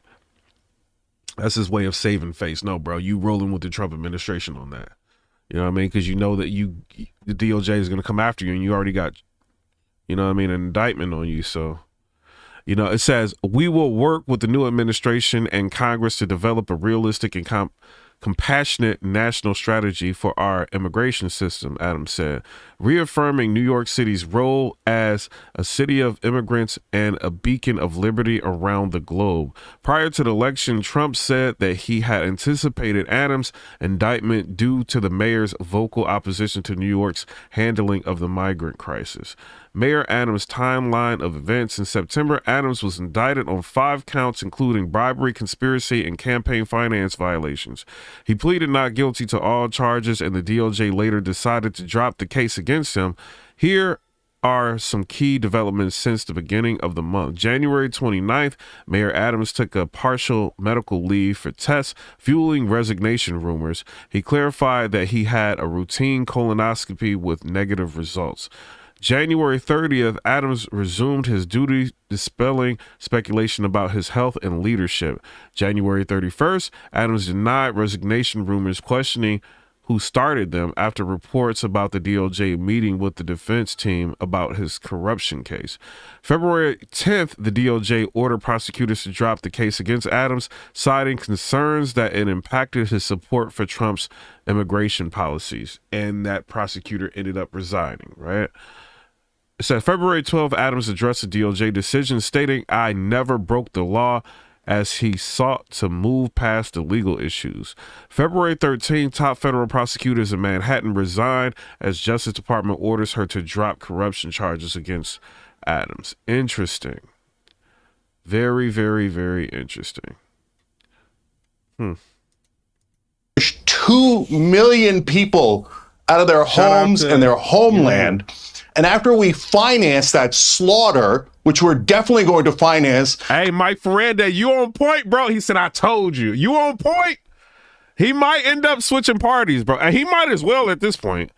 You heard what that black lady in red was saying about him. You know what I'm saying? Oh, he's going to be the arm of the Trump administration. And like, you might as well just go ahead and switch, bro. Because Trump, and to be fair to Trump, almost all the Democrats, all of Washington is owned by Israel. Netanyahu dog-walked Trump around the park, made him look like a waiter as he was putting Subscribe to the channel. Stop playing with me. What is y'all doing? Chair in. So we're going to pay for all that slaughter. And then Trump goes, oh, don't worry, because we're going to own it later. We're not going to own anything. You think Israel's going to give it back to us? No, they're going to steal that land. This was never about self-defense. We were right all along. It was always about the theft of Palestinian land. We told you so. All right, Batia, your response. I think that there's a really important point to be made here, which is that no Palestinians have been allowed to flee this war zone because, of course, Israel was not going to let in civilians from Gaza who may have Hamas members hiding amongst them. But also, Egypt did not allow almost a single Palestinian to exit the Gaza Strip. Trump has been very clear that what he imagines here, rightly or wrongly, is the voluntary resettlement of Palestinians who wish to leave Gaza. Now, I know a lot of Palestinians who would rather live in the rubble than leave their homeland, and I respect that. But 40% of Gazans before this war were either employed by Hamas, by the public sector, or by UNRWA, or by jobs in Israel.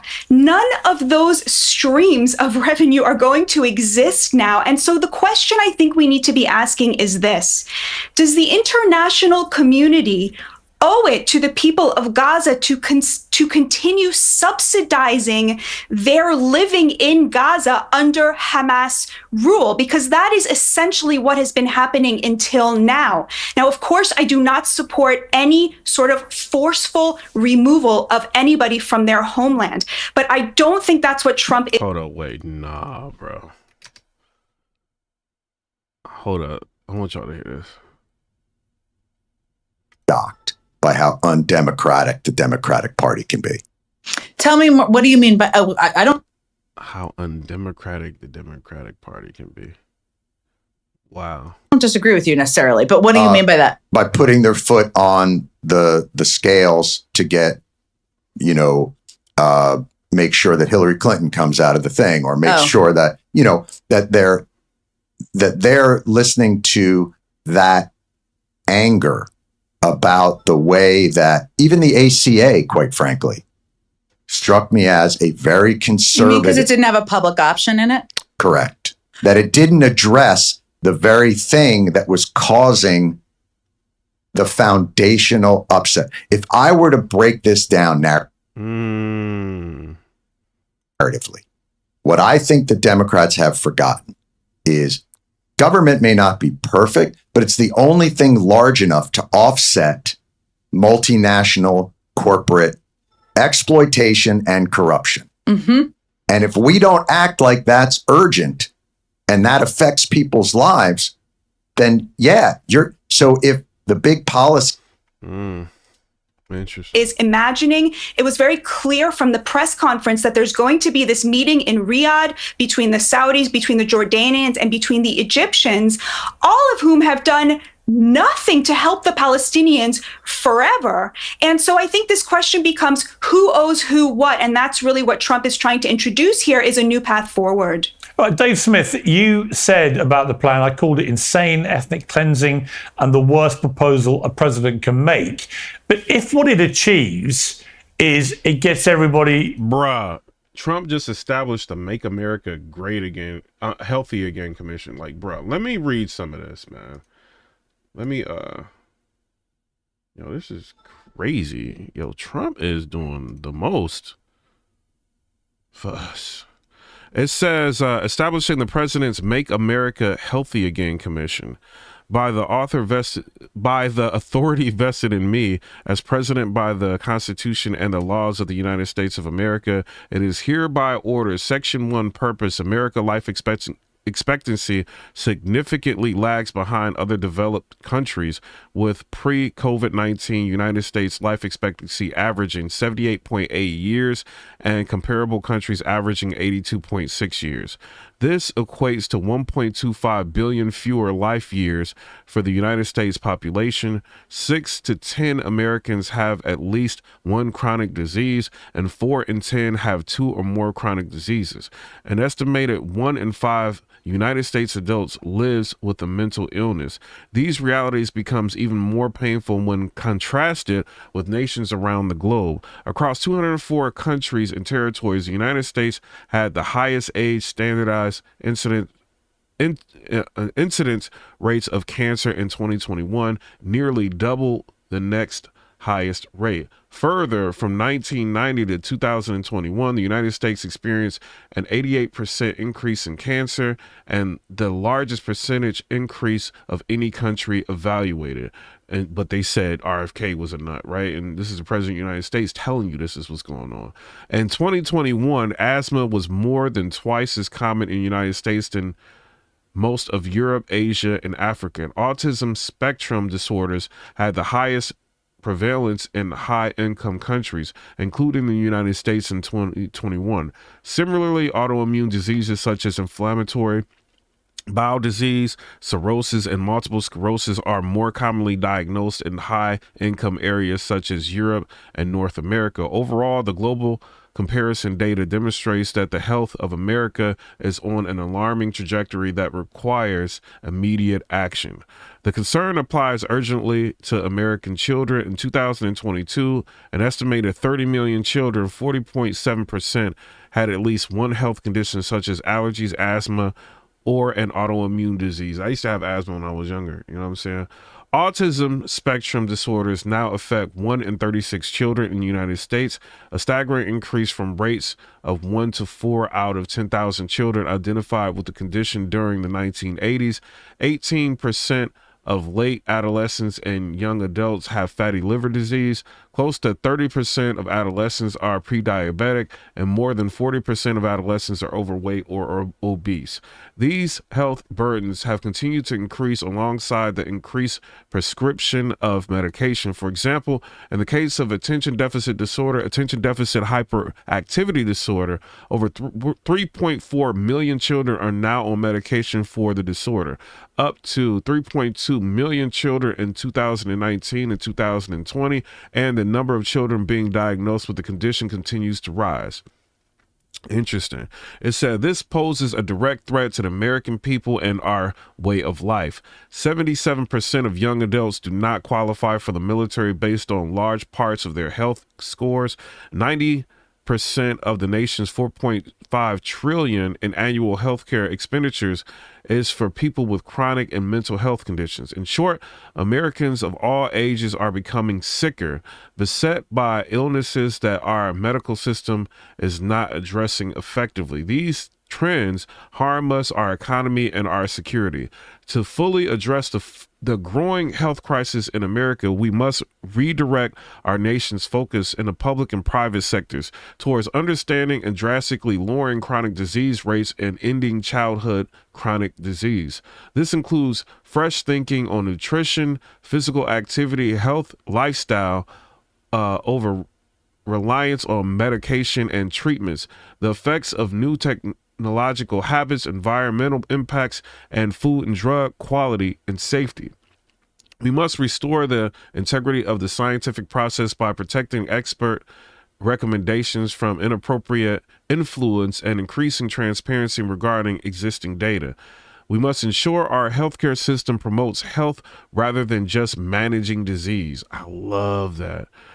Section 2 policy. It shall be the policy of the federal government to aggressively combat the critical health challenges facing our citizens, including the rising rates of mental health disorders, obesity, diabetes, and other chronic disease.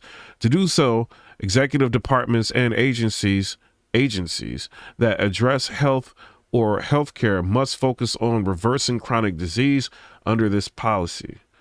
A federally funded health research should empower Americans through transparency and open source data, and should avoid or eliminate conflicts of interest that skew outcomes and perpetuate distrust. Because a lot of people are distrustful of them. B, the National Institutes of Health and other health-related research funds by the federal government should prioritize gold standard research on the root cause of why Americans are getting sick. Right? So they don't want you to just say, oh, take a pill. Like we want to see what the root cause is. This is going to be impacting the pharmaceutical companies in a lot of different ways when people start getting hip to what is going on, right? So that can is a form of putting pharma in check in a way, like, you know what I mean? Using federal funds to make agencies be more transparent, things like that. So it says agencies shall work with farmers to ensure that the United States food is the healthiest, most abundant, and most affordable in the world. And D, agencies shall ensure the availability of expanded treatment options and the flexibility of health insurance coverage to provide benefits that support beneficial lifestyle changes and disease prevention. Section 3, establishing and composition of the President's Make America Healthy Again Commission. This is hereby established the President's Make America Healthy Again Commission, chaired by the Secretary of Health and Human Services, with the assistance to the President for Domestic Policy, serving as Executive Director. You know what I'm saying? It said B, in addition to the chair and executive director, the commission shall include the following officials or their designees: the Secretary of Agriculture, Secretary of Housing and Urban Development, Secretary of Education, Secretary of Veteran Affairs, Administration of the Environmental Protection Agency, the Director of the Office of Management and Budget, the assistants to the President and Deputy Chief of Staff of Policy, the Director of the National Economic Council, the Chairman of the Council of Economic Advisors, the Director of the Office of Science and Technology Policy, the Commissioner of Food and Drug, the Director of the Centers and Disease Control Prevention, the Director of the National Institute of Health and other members of the administration invited to participate at the discretion of the chair and executive director. Section 4, fighting childhood chronic diseases. The initial mission of the commission shall be to advise and assist the president on how best to exercise his authority to address the childhood chronic disease crisis. Therefore, the commission shall A, study the scope of the childhood chronic disease crisis and any potential contributions causing, including the American diet, absorption of toxic materials, medical treatment, lifestyle, environment factors, government policies, food production technologies, electromagnetic radiation, and corporate influence or cronyism. Bruh.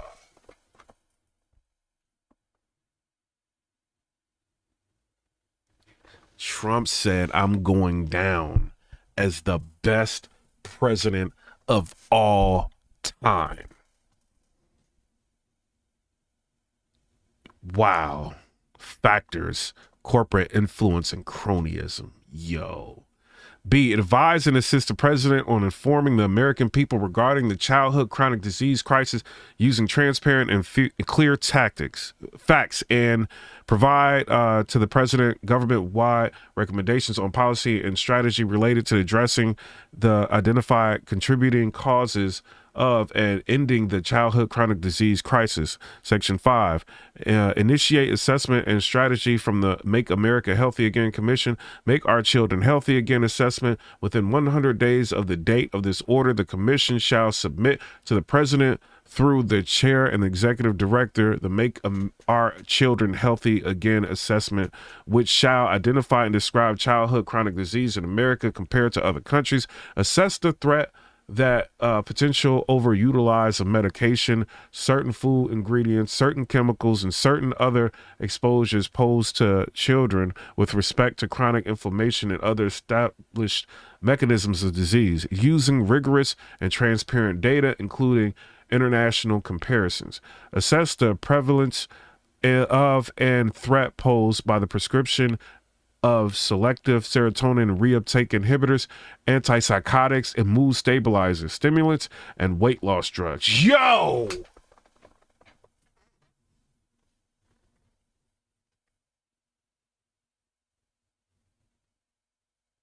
Pharma is about to lose a lot of money with this.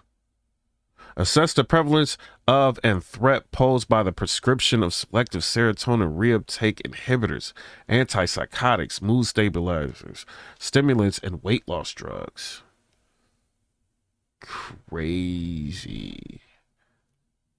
Wow. And they said that he was going to be bad. Yo.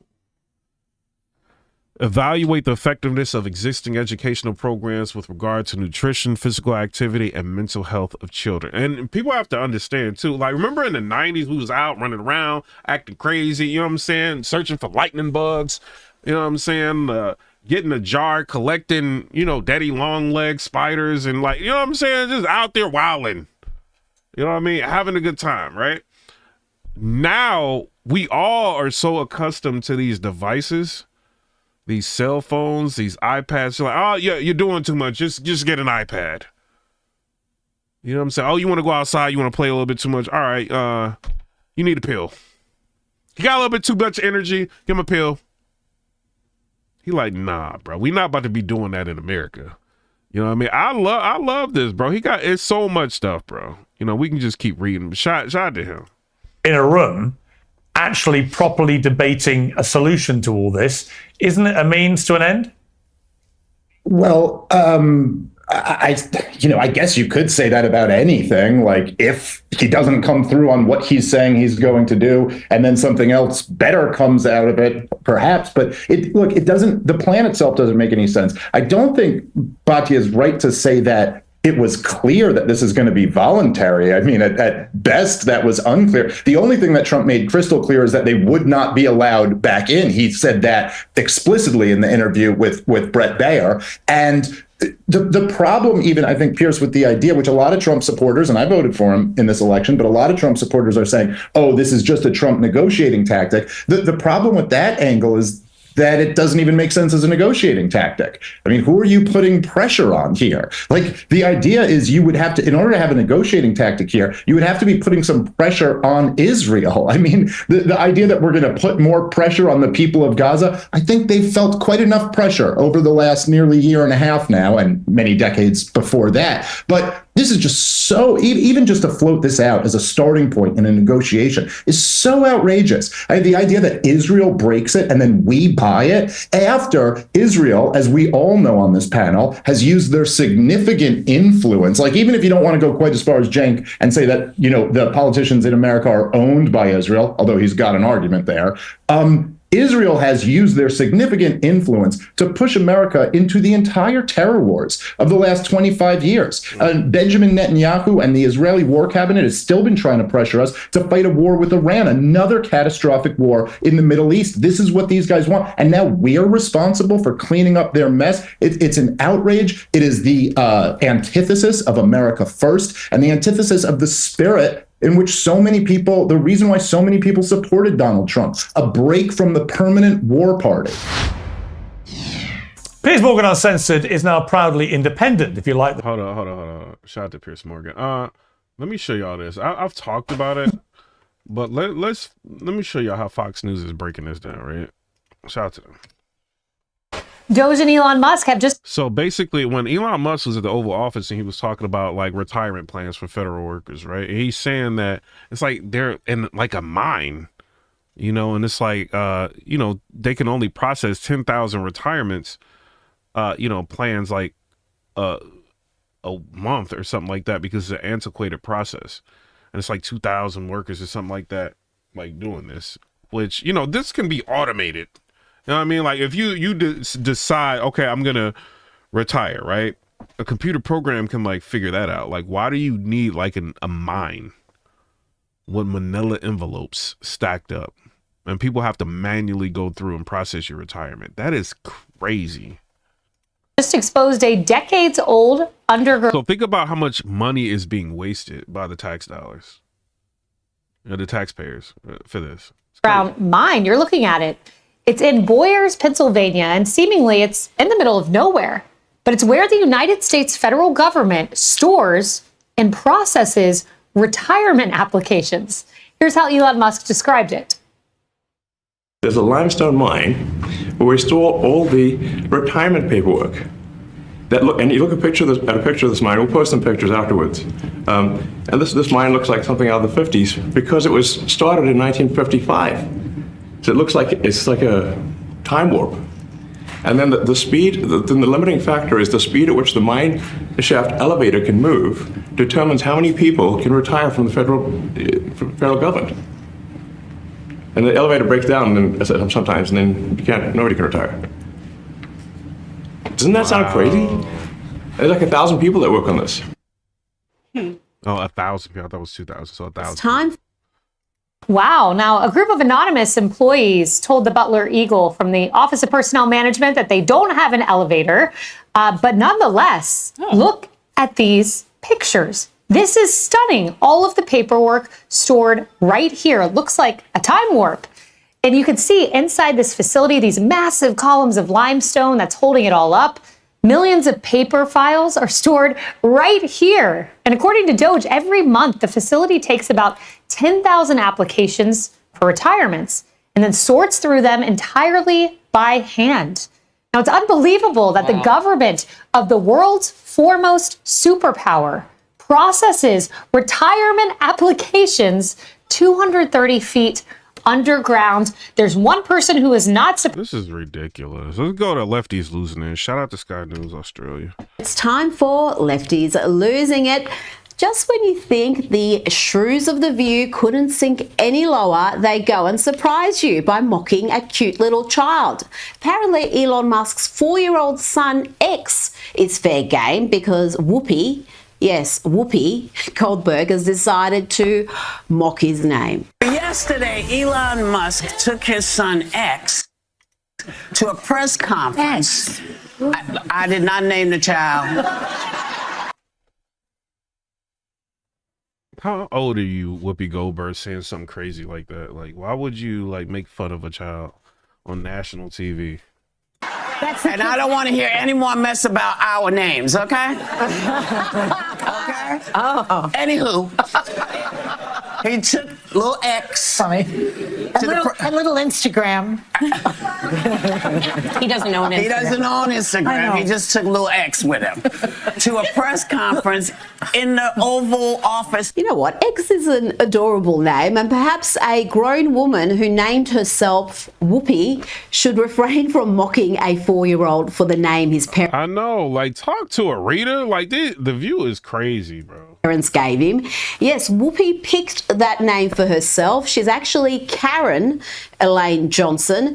Now, how did Karen... Her name's Karen? Oh, Karen fits her. I didn't know that. Become Whoopi?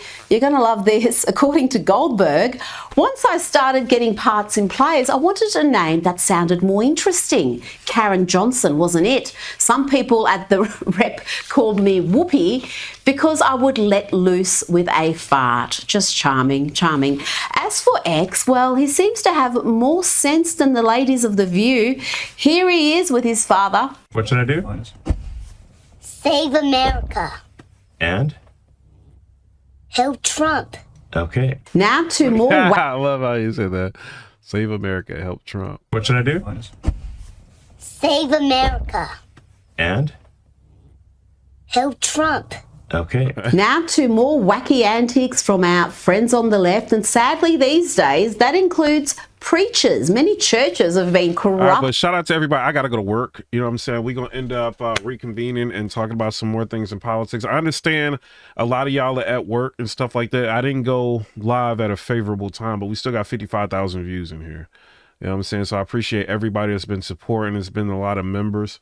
I think we got like 58 members on the channel now. That's a lot to me. You know what I'm saying? I don't be looking like, I mean, the views is crazy. Like, it's been fire. You know what I mean? We've been doing like 100,000 here and there.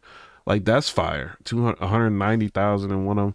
But the members, like, people like subscribe and you know what I mean? Stuff like that is very, very, very, very cool. You know what I'm saying? So shout out to all of y'all. And shout out to Froggy Megzy. She has been in the chat moderating.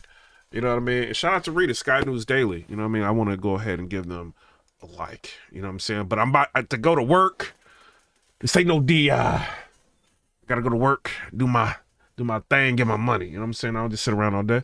But I wanted to spend some time with y'all. I'm about to go to work for 12 hours. We may come back in the morning, but shout out to everybody. I'm Mark. Come and subscribe.